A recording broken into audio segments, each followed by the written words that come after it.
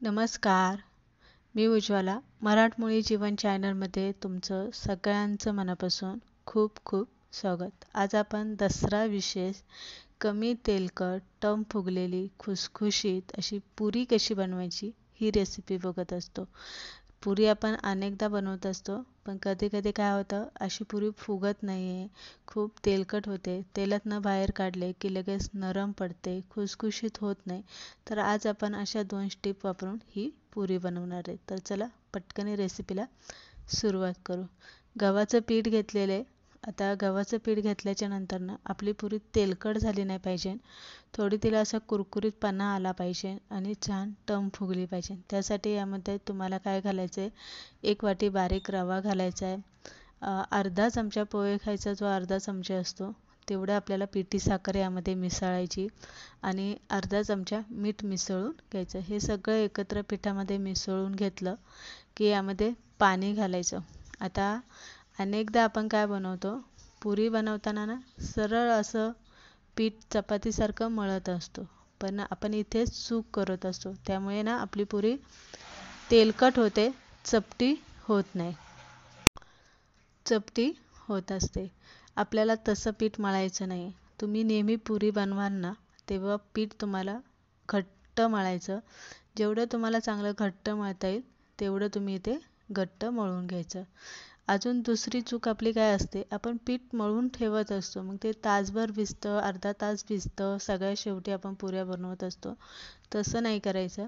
तर साधारणतः आपल्याला फक्त 15 मिनटं हे पीठ भिजायला ठेवायचं. 10-15 मिनटं खूप झाले. जास्त वेळ पीठ जर तुम्ही भिजायला ठेवलं ना की गव्हाचं पीठ ऑटोमॅटिक सैल होत जातं आणि मग त्यामध्ये ओलावा खूप वाढतो, मग पुरी आपली तेलकट होते. त्यामुळे पुऱ्यांचं पीठ जास्त वेळ मळून भिजायला अजिबात ठेवायचं नाही. 15 मिनटं खूप झालं. 15 मिनटानंतर तेल अजिबात लावायचं नाही. पीठ मळताना पिठाचा हात घेऊन पीठ आपल्याला मळून घ्यायचं. पिठी थोडीशी बुरबुरायची, पीठ मळायचं, परत एकदा मळून घ्यायचं, पण तेलाचा हात अजिबात लावायचा नाही. आता पुरी करताना मात्र तुम्ही छोट्या छोट्या गोळ्या करून एक एक पुरी बनवू शकता किंवा एक मोठी चपाती लाटून मग तुम्ही एखाद्या वाटीने कशाने तरी पुऱ्या कट करू शकता. पण सगळ्यात सोपा उपाय आणि सोपा पर्याय म्हटलं ना तर एक मोठी चपाती लाटायची आणि एखाद्या वाटीने आपल्याला ही पुऱ्या कट करायच्या.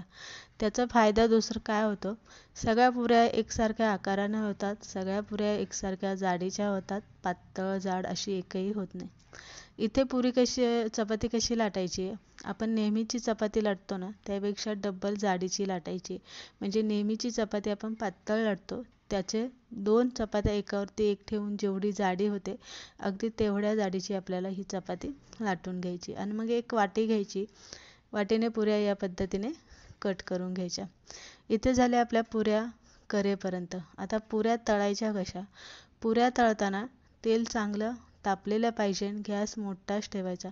पुऱ्या तळताना कुठेही गॅस बारीक करायचा नाही आहे, तेल अगदी हलकंसं तापवायचं नाही आहे, चांगलं तेल तापून घ्यायचं.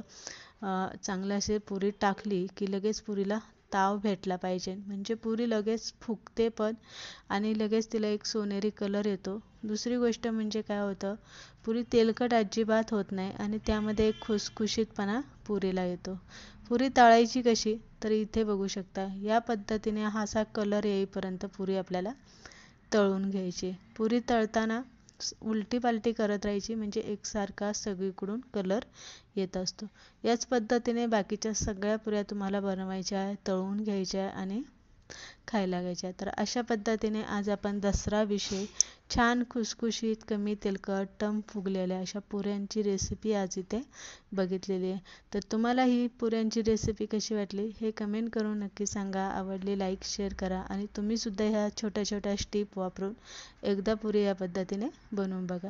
तर इथे तुम्ही बघू शकता अजिबात पुरी तेलकट झालेली नाही आहे, छान टम फुगलेली आहे, मध्ये चांगली अशी हवा भरलेली आणि इथे बघू शकता मस्त अशी टम आहे. तेलातून बाहेर काढून ठेवली तरी ती अजून चपटी झालेली नाही आहे, गार पडल्याच्या नंतरनं सुद्धा तिने तेल अजिबात सोडलेलं नाही आहे.